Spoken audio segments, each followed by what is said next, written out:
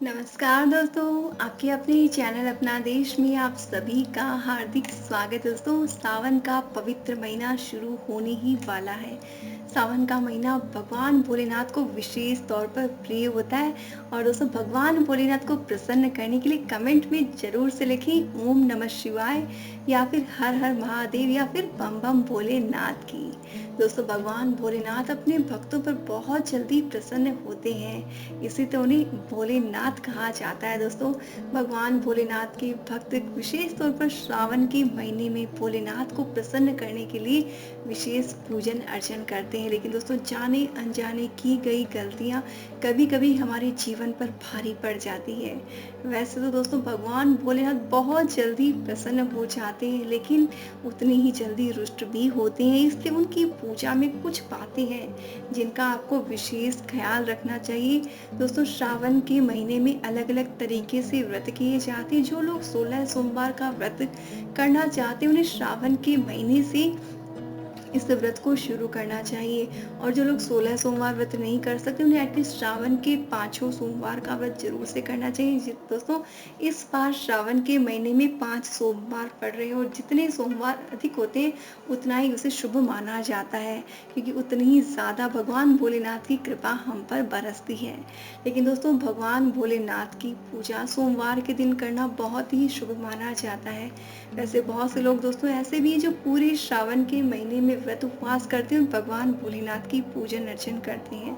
लेकिन दोस्तों जाने अनजाने की गई गलती जो है कभी कभी पूजा अर्चना के पूर्ण फल को हमें प्राप्त होने में जो रुकावट बन जाती है। इसलिए दोस्तों आपने सबसे पहले तो ये ख्याल रखना है कि अगर आप श्रावण का व्रत कर रहे हैं या फिर 16 सोमवार कोई भी व्रत कर रहे हैं तो सबसे पहले आपने व्रत का संकल्प लेकर उसे पूरी दृढ़ निष्ठा के साथ पूर्ण करना चाहिए।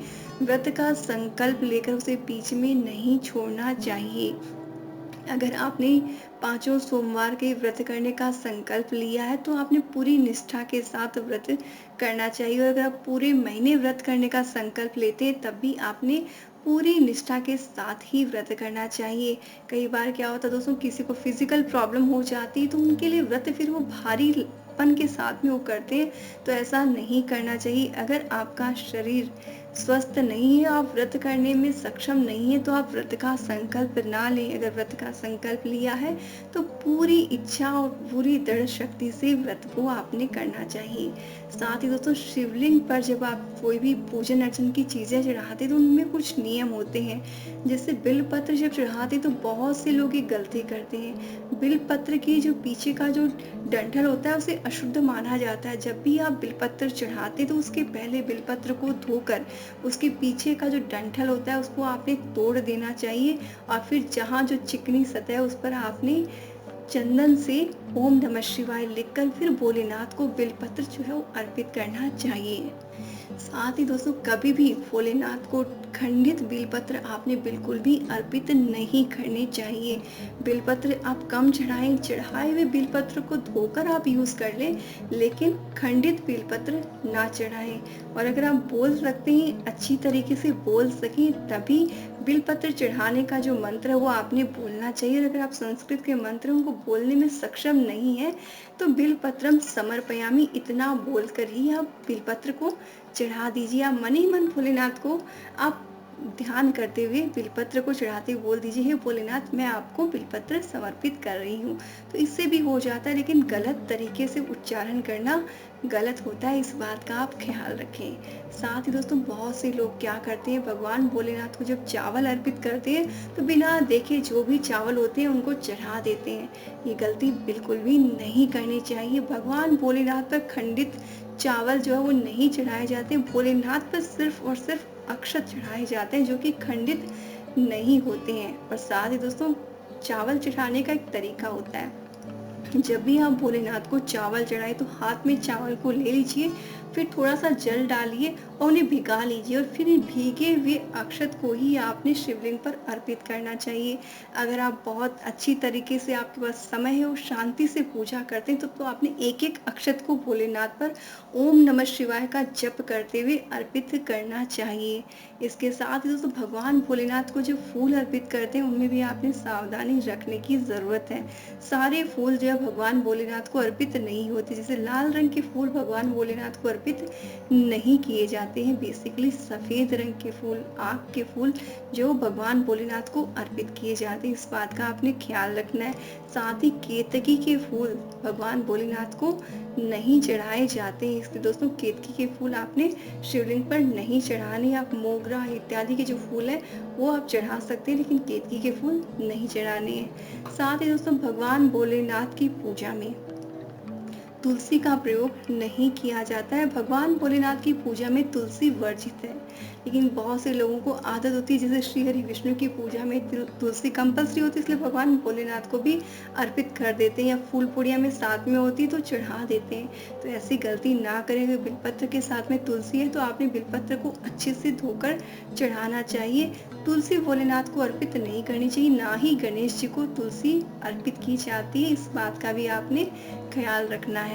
और साथ ही दोस्तों भगवान भोलेनाथ की पूजा करते समय शिवलिंग पर कभी भी हल्दी कुमकुम नहीं लगाना चाहिए। बहुत से जन क्या करते हैं, हल्दी से ही ओम लिखते हैं या हल्दी ही अर्पित कर देते हैं चंदन के स्थान पर। तो ऐसा आपने बिल्कुल भी नहीं करना चाहिए। चंदन के स्थान पर चंदन ही आपने अर्पित करना है। और नहीं हो तो हम जल से आप ओम लिख सकते हैं, लेकिन हल्दी या कुमकुम का इस्तेमाल भोलेनाथ की पूजा में नहीं करना चाहिए।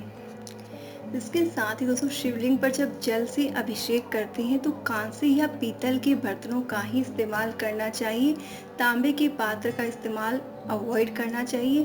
और साथ ही अगर आप दूध अर्पित कर रहे हैं, दूध या दही, तो वो तांबे के पात्र में गलती से भी नहीं डालना चाहिए। साथ ही स्टील के बर्तन भी शिव पूजा में आपने इस्तेमाल नहीं करनी चाहिए, इन्हें अच्छा नहीं माना जाता है। तो जहाँ तक हो सकते कांसे और पीतल के बर्तनों का ही आपने इस्तेमाल जो करना चाहिए। दोस्तों अगली जो चीज़ जो शिव पूजा में आपने इस्तेमाल नहीं करनी चाहिए वो है नारियल का पानी। जी हाँ दोस्तों, क्योंकि सभी जगह गंगा जल जो है अवेलेबल नहीं होता, तो बहुत से लोगों को लगता है कि नारियल का पानी तो बहुत ही शुद्ध है, साफ है, तो इस पवित्र जल को क्यों ना भोलेनाथ को भी अर्पित कर दिया जाए गंगा जल के स्थान पर। तो ऐसी गलती भूल कर भी ना करें। दोस्तों भगवान भोलेनाथ की पूजा में नारियल का जल प्रयोग में नहीं लाया जाता, इसलिए कभी भी शिवलिंग का अभिषेक नारियल के जल से आप ना करें। वो शुद्ध होता है, पवित्र होता है, भोलेनाथ की पूजा के लिए सही नहीं है। माँ लक्ष्मी के लिए और श्री नारायण भगवान की पूजा के लिए आप इस्तेमाल कर सकते हैं, भोलेनाथ की पूजा के लिए आप इस्तेमाल ना करें।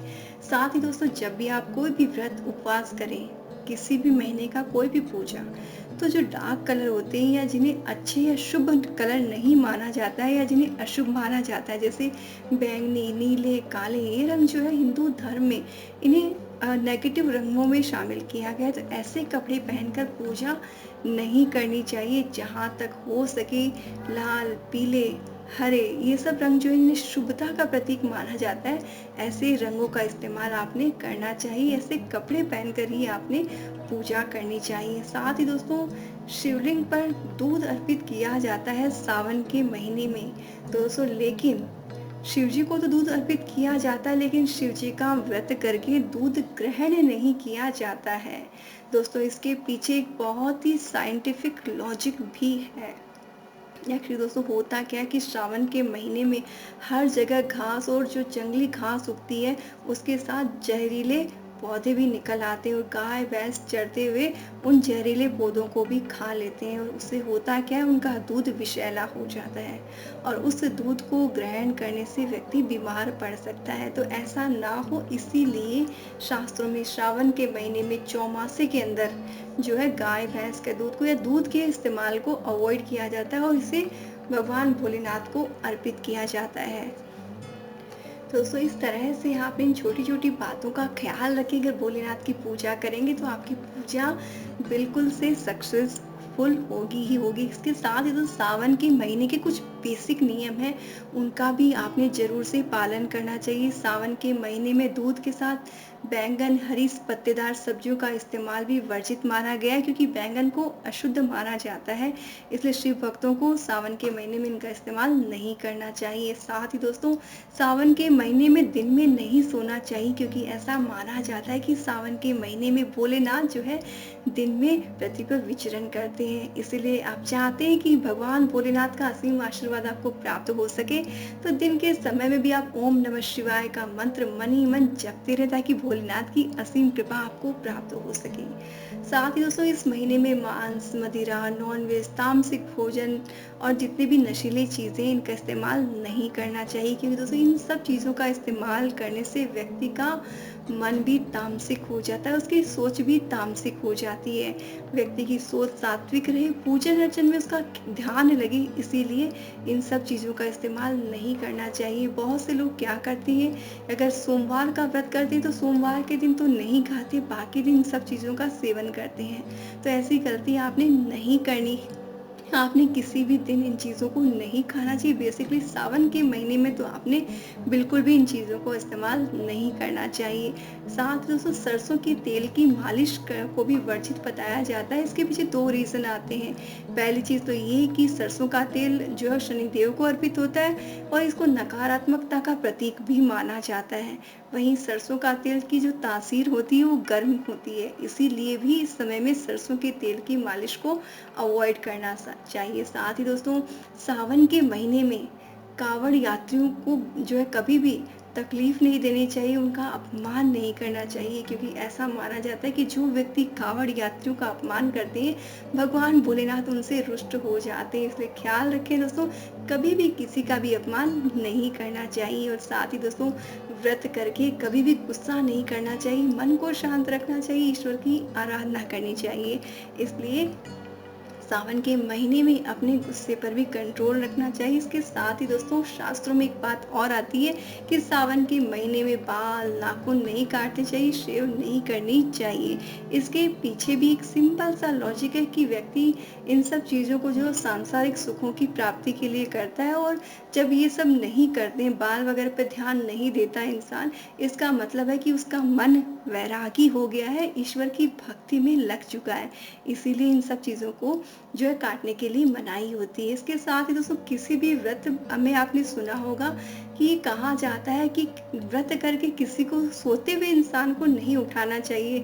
दोस्तों बहुत से लोग ये सवाल करते हैं कि इसका क्या लॉजिक है। दोस्तों ये बहुत ही लॉजिकल बात है और बहुत सिंपल सी बात है। एक्चुअली इसके पीछे रीज़न ये आता है कि दोस्तों नींद सबको प्रिय होती है, और जो चीज़ प्रिय होती है वो अगर किसी से छीनी जाए, उसको कोई डिस्टर्ब करे, उसमें कोई विघ्न डाले, तो किसे अच्छा लगेगा। तो जो उठाएगा, जो नींद में विघ्न डालेगा, उस व्यक्ति को सोने वाला व्यक्ति आशीर्वाद तो नहीं देगा ना, उसको बैड विशेस ही देगा। और वहीं पर व्रत करके हर इंसान को ये चाहिए कि वो बहुत ज़्यादा विशेष कलेक्ट करे, आशीर्वाद ले। इसीलिए दोस्तों व्रत करके किसी सोते हुए इंसान को उठाने के लिए मना किया जाता है। तो दोस्तों इस वीडियो में हमने जाने अपने शास्त्र सम्मत बातें, साथ ही साइंटिफिक बातें, और साथ ही उन चीज़ों के मर्म को भी समझा। दोस्तों बहुत से लोग इन चीज़ों को नहीं जानते, इसलिए आप इस इन्फॉर्मेशन को बहुत ज़्यादा शेयर करें ताकि जिन लोगों के इससे रिलेटेड क्वेरीज है, कन्फ्यूज़न है, वो कन्फ्यूज़न दूर हो सके। और आपको अगर ये वीडियो अच्छा लगा तो कमेंट में ज़रूर से लिखें ओम नमः शिवाय या फिर बम बम बोले। तो जो भी भोलेनाथ का फेवरेट नाम आपके लिए प्रिय है वो नाम आप जरूर से लिखें। और साथ ही दोस्तों अपना देश चैनल में आप पहली बार आए तो चैनल को सब्सक्राइब कर लीजिए, और साथ ही घंटी के बटन को जैसे ही आप प्रेस करेंगे तो उसमें 3 ऑप्शन आएंगे, तो आपने उसमें ऑल के ऑप्शन को सेलेक्ट कर लेना है ताकि चैनल की लेटेस्ट अपडेट आपको सबसे पहले मिले। दोस्तों हम फिर हाजिर होंगे नेक्स्ट वीडियो में, तब तक आप देखते रहिए, शेयर करते रहिए और हमेशा मुस्कुराते रहिए। बम बम भोलेनाथ की।